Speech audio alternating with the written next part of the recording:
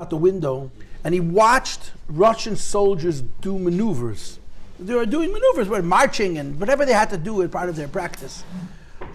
And the Rebbe Marash muttered to himself, why can't Chassidim be like this? I read it, I was probably your age, I was a teenager. And God should forgive me, but my first reaction to it was sort of like, it's cult-like, it's control. But as time passed, I learned that it's about self-control. For a person to have so much control over himself that he controls every single action of his day in his life is an enormous accomplishment of will. Kabbalah soil, being a Beinani, it's all about self, it's about mastering self. Here's a guy who for a sport achieved a degree of self-mastery that made him more than a person. It's a remarkable thing. It's a remarkable thing. That's Tom Brady. But like I said, he retired, so my interest in football is gone. I forgot how I became aware of him. He's not the best player. He's not. Tom Brady's not the best player. He's not by a long shot. But he's better than the best player. Because of will. Think about it. Because of will. It's an amazing thing. A person wills himself to be something that he's physically not. In an incredibly consistent way. It's a phenomenal thing.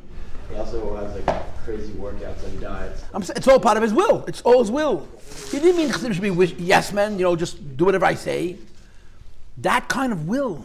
Reb Nissen Nemanov had that kind of will, Reb Nissen Nemanov was the Tom Brady. Reb Nissen Nemanov, people describe him holding a piece of bread and meditating on whether he needs to eat it. They said when he davened, he would turn red. When he ate, he would turn redder.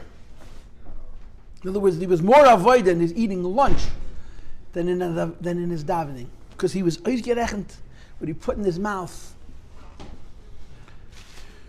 Let's just say I'm not on that madrege. Okay, I'm one madrege down. Okay, two madreges down. Get copies of the Maimon. And I say it's already 8:30. We had Barach most of the bedichas. The Chaver asked me my opinion of the Super Bowl, so I told him, I'm repeating this special for you, that I never followed football. I think football is a violent sport. I mean, hockey is also violent, and in hockey also they celebrate it. What bothered me about football is that they celebrate the violence. They celebrate hurting each other.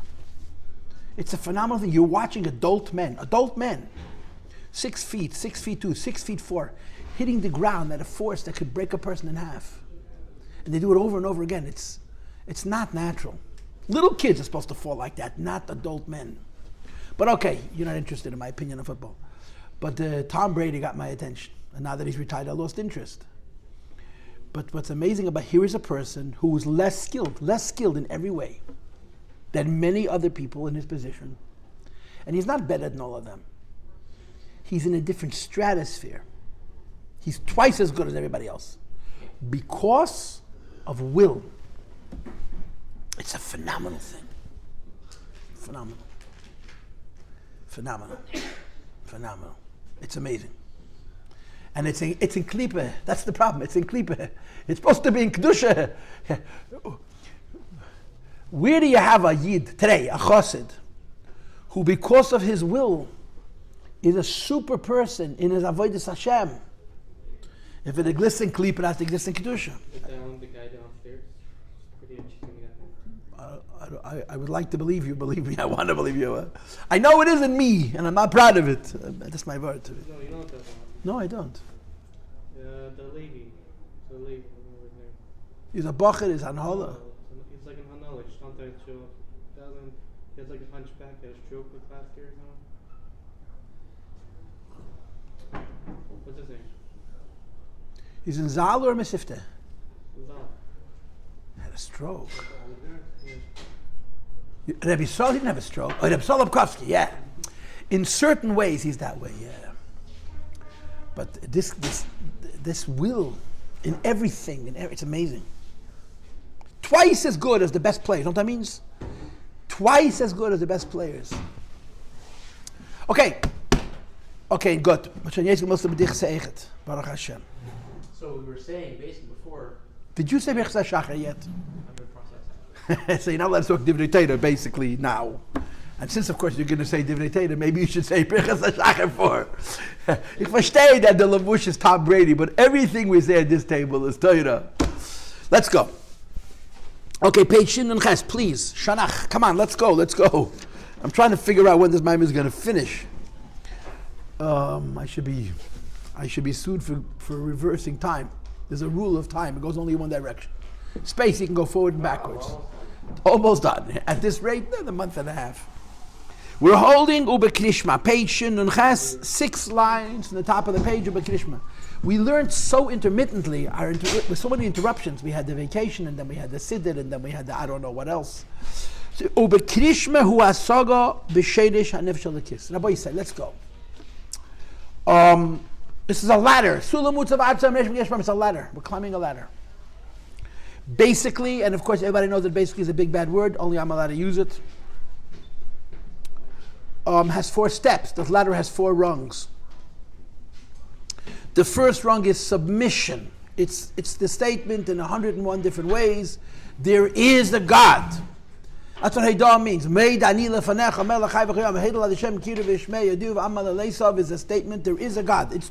This is true. Teira is emes, the Eibishter is emes, and Yiddishkeit is emes, and so on.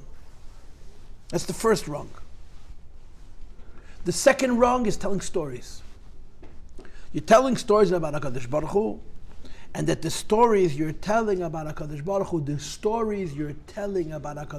Hu, excite you emotionally. You're telling stories, right? And again, the Lashon from Chazal is Sidur with a Dalet, Shvacha Shalmokim. The Rebbe changes one letter. Sipur with a Pei. Sipur Shvacha Shalmokim. Telling the stories of Elokus. And this it gets you emotionally moved. That's called Psukei de Zimna. And the third step, which is Berchas Krishma, Krishma is an intellectual stage, using your mind. You're trying to understand. What are you trying to understand? So we broke this down. We've been learning it for a while. In the first Barach of Krishma, you're understanding, and the Rebbe doesn't talk about everything in the Maimed, but we threw in a little bit hither and thither. First, he talks about the stars and the constellations, the heavenly bodies, which we really didn't talk about. I just talked about the fact we didn't talk about it. The second is the Malachim, the angels. And the third is the Sefiros. Right? Hu levadi morav b'kadesh, Hashem by himself has nothing to do with the world, but payel gevuras, he comes down using a pu'ula and gevura, which is 2 opposites to create a limited meter which is able to reach the world. So the first brach of Krishma, we're using our minds, not our hearts, our minds. First, to understand the heavens, as Torah explains what the heavens are, not as physics understands the heavens, but as Torah understands the heavens. Second, to understand malachim, angels. And third, to understand Sefiros. Then you get to the second Barach of Krishma. The second Barach of Krishma is about Neshamos, about Jewish souls. How are Jewish souls superior even to angels? Does anybody remember that question? It was on the last question sheet. How? No ceiling? They have no ceiling and no floor. What makes Jewish souls superior to angels is they do not have a parameter. They're not bound by any world. They can go to the highest world, they can go to the lowest worlds. They don't have the limitation that fixes them in a certain place. Like I told you, it says in Rishonim. This is one of those Rambams that the Ramban goes nuts about. I'm writing a book at the speed of molasses, at the speed that we're learning this Maimon. But one of the things I need to do is look for sources for what I'm writing. I'm not like first writing the stuff and looking for the sources. I know the stuff, but I have to find where I saw it. So I looked up yesterday some Rambans. The Ramban was very respectful of the Rambam. The Ramban went out of his way to... You found it? Or can you with it? I didn't find it, but I know where to look. It's in Kisvei Ramban. I have the Shabel has 2 sons, Kisvei Ramban, and he has these letters. The Ramban, who was literally 2 generations after the Rambam. The Rambam passed away in 1135. The Ramban passed away, I think, in 1267. He was born many years after the Rambam passed away. Many years after. Maybe I had it wrong. Maybe it's 1167. I think it's 1267. He was much younger than the Rambam. And the Ramban, it can't be that much time. No. The Rambam was born in 1135, passed away 1204. This makes sense. The Ramban passed away 1267, which meant the Ramban was a little boy when the Rambam passed away. They lived in different parts of the world. The Rambam lived in Africa for most of his life. The Ramban lived in Spain for most of his life. At the end, he had to move to Eretz Yisrael, a ganze Geschäft.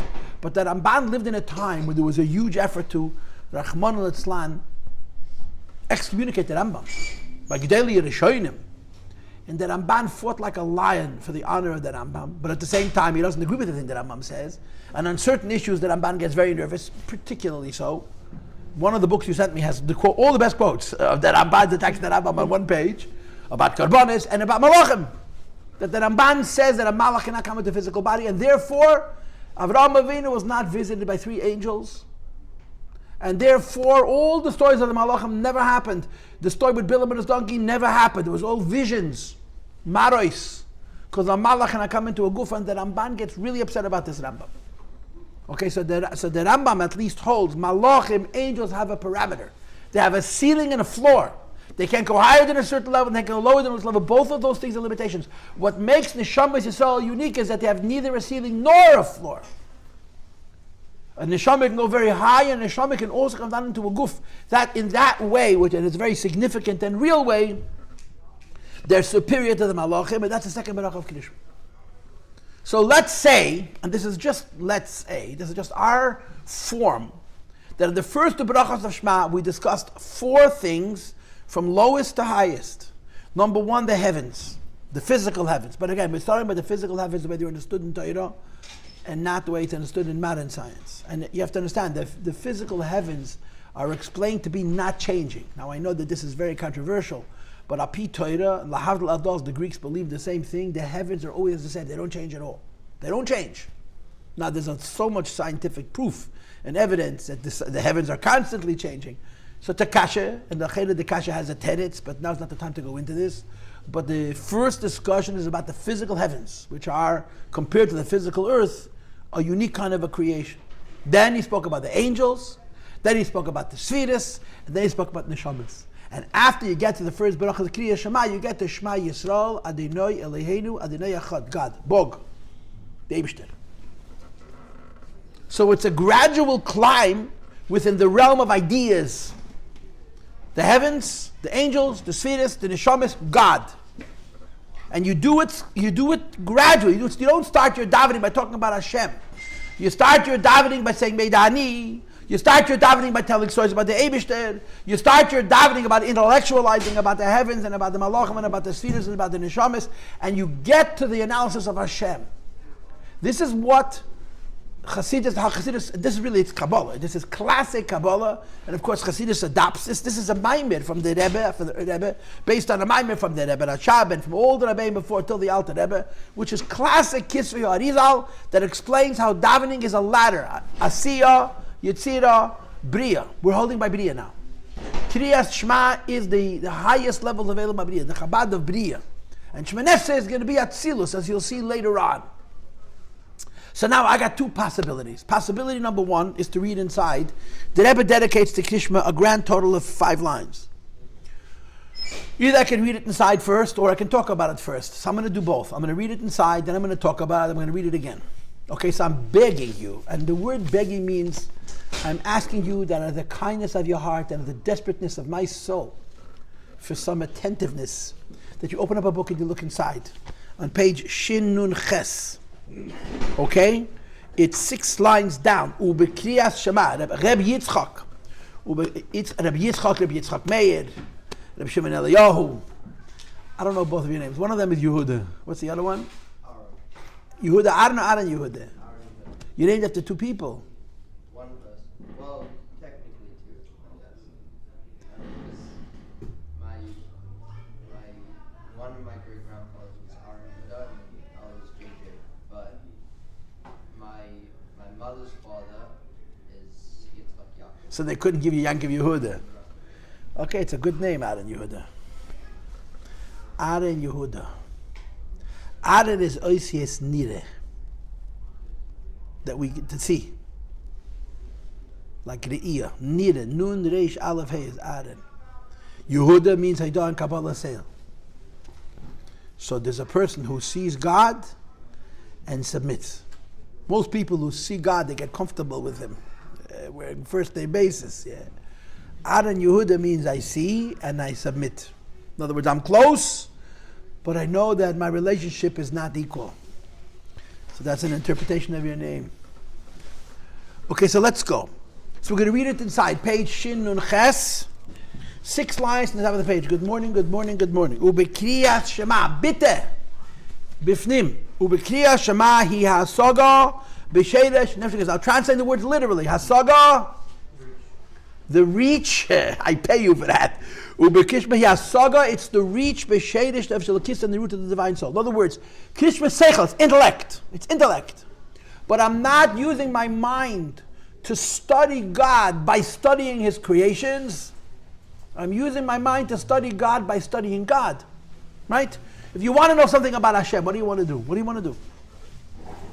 If you want to know something about an artist or about a musician, what do you want to do? Check what he made. You want to study his music. You want to study his art. They will give you a window into his soul. If you want to understand Hashem, study his world. You study the heavens, the tzva hashamayim, right? The kapitel Haluas Hashem en Hashamayim, and then we say Haluas Hashem en Haaretz. It's 2 kapitlach in 1, right? That's Psalm 188. Haluas Hashem en Hashamayim, Halu b'amreim, el chamalocha, v'kol tzvav.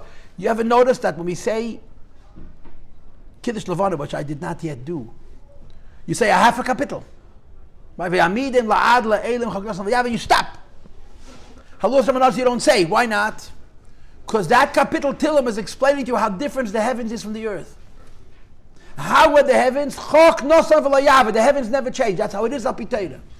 Hashem made the heavens, they're exactly the way He made them, and He made the world 6,000 years ago. Now again, there's a lot of scientific questions on this, and it is a question, deserves an answer. I have my own opinions, but my own opinions are not very valuable. That's one of my opinions also, by the way. But it's a conversation. Halos of the Shem and Haaretz, the earth is constantly changing.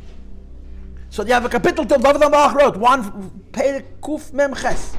The third to the last of the Halalukas. The first half is about Tzva Hashamayim, and the second half about Tzva Haaretz. The Tzva Hashamayim never changes. So you study the heavens, you understand God. A little bit. Then you go on to the next step. You study the Malachim, you understand a little bit more about God. Then you go to the third step. You study the Sefiros, you understand a little more about God. Then you go to the fourth step. You start the Neshamos, it's not about God. But understand, in each one of these 4 cases, you're not saying what God is, you're saying what God made. And you're using what He made to give an insight into what He is. And then you come to Shema Yisrael Havaya Lakein Havaya Echad. You're not talking about what He did, you're talking about Him. So you do it in steps. You climb. 1, 2, 3, 4. I don't know what the number for 5 in Spanish is. You gradually ascend. Cinco de Mayo. Okay, let's go. So let's read it inside, please. Krias Shema hi hasaga. In Kishma, it's the intellectual reach. B'sheresh nefesh elokis, in the source of the godly soul. Not I want to study a malach. Not I want to study a neshama. I want to study from whence the neshama comes, which means Hashem. Zehu Shma Yisrael. This is the meaning of the word Shma Yisrael. Does anybody know the meaning of the word Shma Yisrael? Shema means hero. Shema means hero. Yisrael means Israel. Okay, I don't know who put the O in the Siddur. They blame it on Paltiel Birnbaum. He was the first one to translate the Siddur into English. Philip Birnbaum, the blue Ashkenaz Adonim hero. It doesn't say in the Chumash O. Why did they put it in the Siddur? In our Siddur it says here O. What's the O? Maybe say O here. It's not fancy, it's catchy. Shema Yisrael means pay attention, Jew. That's the meaning of the word. Listen, Jew. But when you say Shema Yisrael, you gotta virtually grab yourself by the shirt, give yourself a shake, and say Shema. Listen, pay attention. Doesn't mean hero. Hero is a chocolate, is a cookie. Yeah, the hero. Yeah. Hero is a football player is a hero. Shema Yisrael means pay attention. What are you paying attention to? To the maximum ability to use your brain in your relationship with the Eibishter. Let's read it. Shma HIS Hisbonenus. Shma means for the word to contemplate. The word Shma has many translations, but the one that Rebbe speaks to here is to contemplate. Hisbonenus be Yisrael. Shma, pay attention to Yisrael, to what is a Jew. Now, the second Brach of Krishma discussed what a Jew is. The second Brach of Krishma discussed what a Jew is. Now we're not discussing what a Jew is, we're discussing from whence a Jew comes. Shma, think about yourself. What's the shadish of a Yid? In other words, you're thinking about HaKadosh Baruch Hu. Hainu shadish ha-nefesh elikis. In Avas Eilam, you're discussing what a Jewish soul is. In Yetzirah, you're discussing what a Malach is and what Sefiros are and what the Gechav Mazalas are. In the second Brach of Krishma, you're discussing what a Neshama is. In Shema Yisrael, you're saying, I want to know the Eibishter that's the source of the Jewish soul. So you're going much higher. In other words, Shema Yisrael, you're intellectually studying Hashem Himself. Omnam, however, here's the however. Kol zeh hu inyan shel hasaga b'ad. Even Krias Shema, which is an analysis of Hashem Himself, is intellectual. Im seichel anushi, whether you're using human intellect, as you did in the first Barach of Krishma, and maybe in the second Barach of Krishma, or seichel alaki, or the intellect of the divine soul of the nefesh alakis, as you're doing now. We're going to talk about all of these things. Ubenefashes, and in souls, who hasaga the nefesh bahamis, is the intellectual reach of the animal soul, or hasaga the nefesh alakis, the intellectual reach of the divine soul. Says the Heilige Rebbe avozeh rak habitul hasaga. You're understanding higher, you're understanding deeper, you're understanding pure, you're understanding in a more sublime way. You're growing in your understanding. When you're studying the heavens, you're using your mind to understand Hashem's world. It's also very refined. When you're studying the Malachim, you're using your mind to understand Hashem's world. When you're studying the Sefiros, you're using your mind to understand Hashem's world. When you're studying the Shema, you're using your mind to understand Hashem's world. When you're studying the source of the Neshama, you're not studying Hashem's world, you're studying Him. So you're using your godly soul. Because you're coming to God with your mind. Even if you're coming to God with the mind of the divine soul, it's called Bitul Hasaga. It's the Bitul that one can achieve from understanding. No more.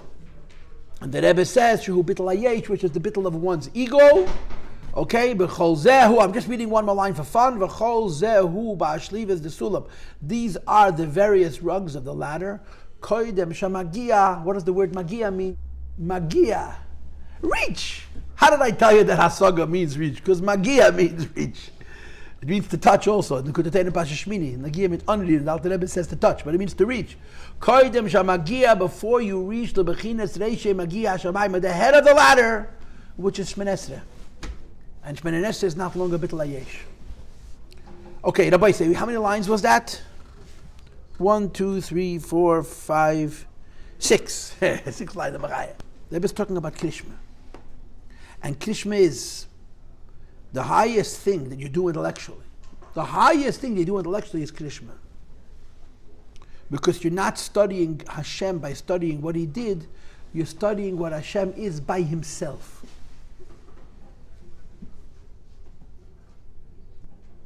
Says the Rebbe, but you should know it's only Bitul Hayesh. It's only Bitul Hayesh. When you're studying Hashem as Hashem by Himself, it's called Bitul Da. Two expressions. Bitul Da Hasaga and Bitul Da Hasaga is Bitul Hayesh. It's Bitul that comes from understanding, from intellectual reach, and therefore it's Bitul Hayesh. Now, Hashem said about Himself, every day they finish his davening and remains in the Shema B'guf it's a Nes. For some reason I don't have that problem. I have other problems. When I finish davening and I'm still from a Yid, it's a Nes. Yeah? But Hashem used to say, every time, the Rebbe spoke many times, every time I finish davening, Hashem remains in the guf, it's a Nes. Okay, here's the point. If I am bittling myself to Hashem, could I be truly bottled? It's a circle. If I am bittling myself to Hashem, could I be truly bottled? That's the question. Now understand that if you were learning my morim, in other words, if you're not in my shir where I make up my own words, my own terms, because I'm a very big yesh in the mitzias, you would use words like bitul hayesh and bitul b'mitzias, or bitul atzmi, or bitul hamitzias. I, in this year, have presented you with the term bitul versus dvekas. Bitul's last name is yesh. Bitul b'mitzias is not really bitul. Bitul b'mitzias is really dvekas. Bitul's last name is yesh. Bitul b'mitzias is really dvekas. What's the difference? When you use the word bitul, there's an assumption. First I'm not bitul, and then I'm achieving bitul. That's called bitul hayesh. Now in this maimed, we're using the bitul hayesh on very, very high levels. Anybody who is self-bittling is like trying to burn a hole in a cup and the water should run out. Self-bittling is self-defeating. If I'm bittling me, I have to be there to do the bittling. So the bittul will never be whole. It can't be. For the bittul to be whole, it can't come from me. It has to come from him. And that's what the word bittul b'metzias means. The difference between bittul hayesh and bittul b'metzias is not how little I think of myself. Bittul hayesh, I have this much ego. Bittul b'metzias, I have less ego. That's not the difference. Bittul hayesh means I'm giving myself to him. Bittul b'metzias, he's taken me over. And that's why a more useful word, I use it because it's helpful to me. I'm not chas v'sholom saying that my modem are. It just, I like to make things crystal clear. You should see the differences. Okay? Dveikus. Right? If you've been in these classes since the beginning of the year, you've heard this. But I'm not going to ask you the question. I'm not going to make you answer the question because I don't want to look bad. Okay? What is the meaning of the word dveikus? Representative of. Godliness has dveikus to Hashem, not bittul. Or bittul b'metzias versus bittul hayesh. What's the difference between dveikus and bittul? Bittul means I exist separate from Hashem and now I'm trying to connect myself. Dveikus means all I am is an expression of Him. You can't call Ein Sof, you can't call Atzilus batel to Hashem. You know why? Because it doesn't exist. Atzilus, godliness, to use a nice fancy philosophical word which is very confusing, godliness is God's face. Can you separate you from your face? You can't. Impossible, right? If you exist, you have a face. Now, the face could change, but you can't not have a face. It's impossible. The Eibishter is able to exist without a face. We call that Mitzias, Bilti Mitzias Nimtza, Matzilei B'Mitzias. In the wording of the Rambam in Halacha Beis, in Hukasei Tetedo, Ya'ala Ladas, Hu Eni Matzei. Hashem could be faceless. But if Hashem has a face, that face is called godliness. Godliness is not batel to Hashem, it's just an announcement of Hashem. Atzilus, which is the end of Ein Sof, is godliness in a vessel. That's all it is. It's an announcement of Hashem that touches me and you. It touches another. That's not bittul. That's an expression of Hashem. It's more than bittul. The term that will sort of set it apart is dveikus. Again, in many Maimorim, maybe in most Maimorim, they don't use the words bittul and dveikus the way I'm using it. They use the word bittul hayesh and bittul atzmi, or bittul b'metzias. When the Rebbe says here the words bittul hayesh, there's a lot of levels in bittul hayesh. A lot of levels in bittul hayesh. All the levels in bittul hayesh have one thing in common. What is that? Yesh. First you are, and now you're attempting to come closer to him. It's like trying to burn a cup full of water. So that's the rule.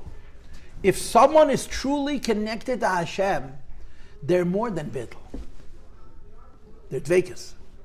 If someone is truly connected to Hashem, you can't say bittul hayesh, you have to say bittul atzmi, which is dveikus. And by the way, the fancy words for dveikus, or the simple words for dveikus, people just don't realize that they're that simple. Ruach HaKodesh is dveikus. Nevuah is dveikus. Atzilus is Ruach HaKodesh and Nevuah. That's what it is. When Hashem rests on the man, when God rests on a human being, when godliness rests on a person, He raises you from the top. That's not bittul, that's dveikus.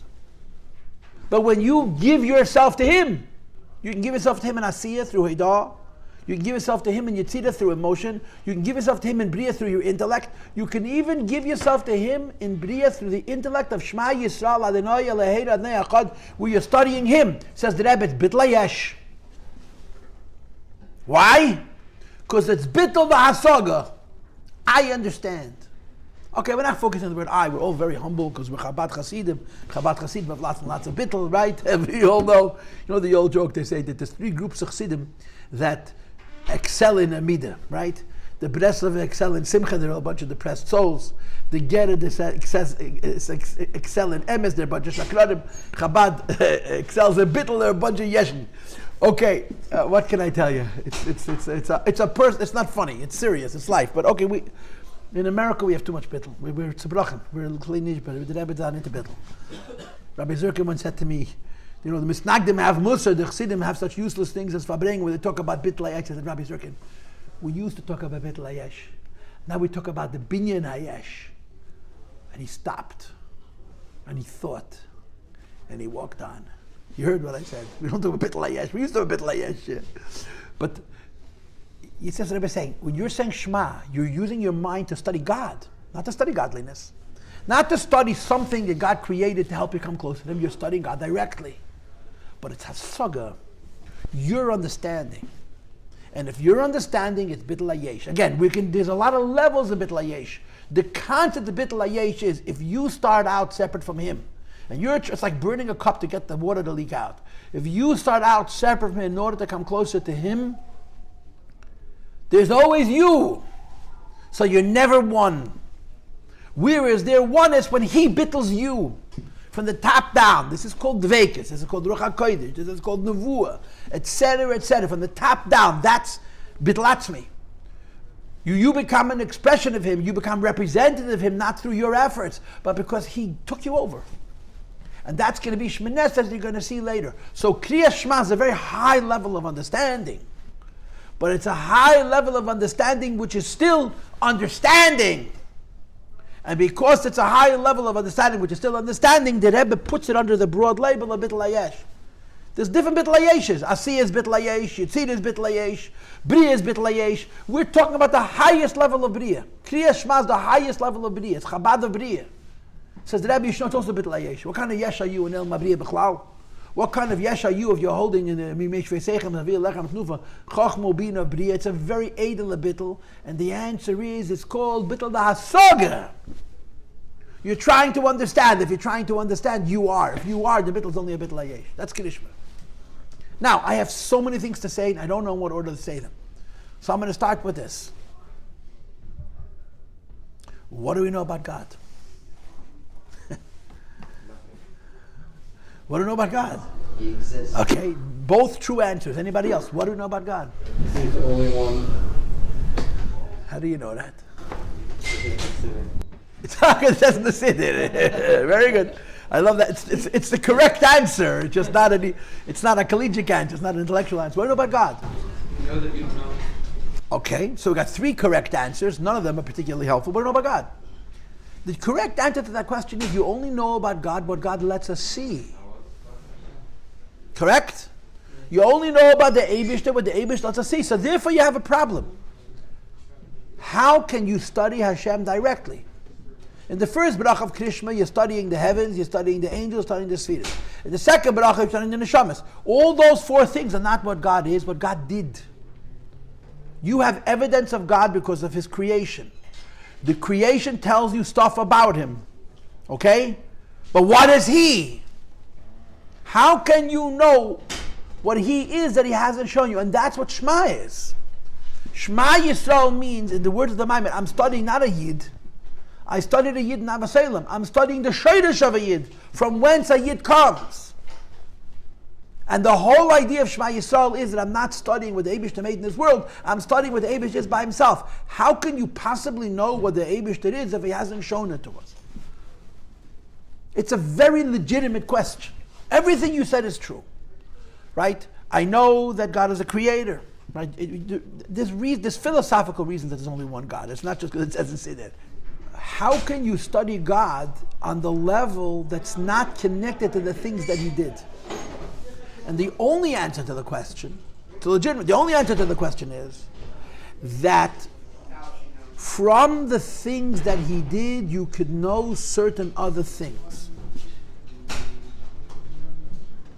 Shema Yisrael is the study of the source of the Jewish soul. Not the Jewish soul, that's Avasalem.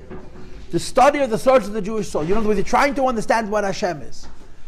You're not trying to understand what Hashem is vis-a-vis what He did. You're trying to understand is what Hashem is vis-a-vis Himself. Here's the deal. When you're trying to understand Hashem vis-a-vis Himself, the way you do that is you extrapolate from the things you know based on what He did. You can have an idea of what He is. Or as Shalom Ber pointed out correctly, what He is not. You're intellectually coming closer and closer to understanding what Hashem is. Just to give you an example, okay? When we daven, we talk about malachim and neshamas, correct? What do we say about malachim and neshamas? That neshamas are greater than malachim, right? What makes neshamas greater than malachim? That they're not limited in being high. That's what we're saying about neshama. A malach is great, but he's stuck in a world. It could be the highest world, but he's stuck in that world. Neshamas are greater because they're not bound by higher and lower. That's a window into understanding Hashem. You take all the information that you have from the things that you study, that you know that He created, and extrapolate back to come closer and closer to understanding what the Eibishter is. And you want to understand what Hashem is, and that's what Shema Yisrael is. We're trying to understand what Hashem is. Logically, intellectually, if you're honest, and of course we mean honest, this is not science, this is philosophy. If you're honest, you can only know based on earlier knowledge. Oh, this is what I want to tell you about the Rambam. This is very important for me to say, very important for me to say. The Rambam wrote a book of philosophy. It's called the Meira Nevuchim, Ha-Meira Nevuchim, Meira Ha-Nevuchim, Ha-Meira Ha-Nevuchim, whatever. He's not the only one who wrote books of philosophy. I read 2 Svarim of philosophy, cover to cover, with desperate hunger. I was 20 years ago. I'm a lot smarter now than I was then, but I don't have the will. I don't have the will, and I don't have the... My brain was so much stronger when I was younger. My physical body. I used to work hard, now I fall asleep. But I wrote the Meira Nevuchim, and the Rasag, the Emunas V'Deis. Cover to cover. I have notes on both of these Svarim. The Meira Nevuchim is a much deeper sefer. The Rasag was 200 years before the Rambam. And the Rambam argues about a lot of things. The biggest argument that the Rambam had with the Rasag was that Rasag followed a lot of the Muslim philosophers. The Muslim philosophers were philosophers, but they were religious. The Rambam insists on going back to Aristotle, who was an atheist, who lived 1,000 years before, 1,500 years before. Why? Because the Rambam held that the Muslim philosophers were not real scientists. They wanted the conclusion to be such and such, so they made the philosophy fit. The Rambam goes out of his way to show you that it was bad science. You understand? They were philosophers. But they knew what the conclusions needed to be, and they made the philosophies to suit it. And the Rambam says, that's not philosophy, that's nonsense. So the Rambam says, I'm going to go back to Aristotle, who was an atheist, because at least he was consistent with himself. He didn't first decide what the conclusion is and then make the philosophy work. He felt that his philosophy was more credible. But then, the Rambam, everything Aristotle says, he brings him and disagrees. To say that Rambam is an Aristotelian philosopher is like saying that the Rebbe was a religion from Einstein. He knew all of the things he said, disagreed with every point. But the Rambam had a policy which makes the Meira Nevuchim a manageable book. If the Rambam didn't have this policy, the Meira Nevuchim would be twice its size. Anything that Aristotle said that he agrees with, he doesn't even repeat. The Rambam builds on Aristotle. He says, whatever Aristotle said that I agree with, I'm not even going to bother. Look up his books. I'm going to begin with the disagreements. So the definition of God that Aristotle has, that Rambam agrees with, so he doesn't even bother telling you about it. In other words, the things that he agreed with, he just leaves it. But all the issues that he disagreed with, and here's an issue. Now again, I'm not sure how the Rambam would hold in this issue, but the whole idea that you cannot define God by high or low. If you can't define a neshama by high or low, you certainly can't define God by high or low. You don't appreciate how profound that is, but that's an important detail. It's an important detail. So here's the deal, Rabbi. So here's the deal. The issue is, when you get to Shema Yisrael, you're studying God. But you're building on all the knowledge from before. And I just want to repeat how I started. This is called Bitul Dahashaga. You're starting off with your mind, and therefore it's a Bitul Hayesh. We will revisit this tomorrow morning. Good morning. Thank you for coming and listening.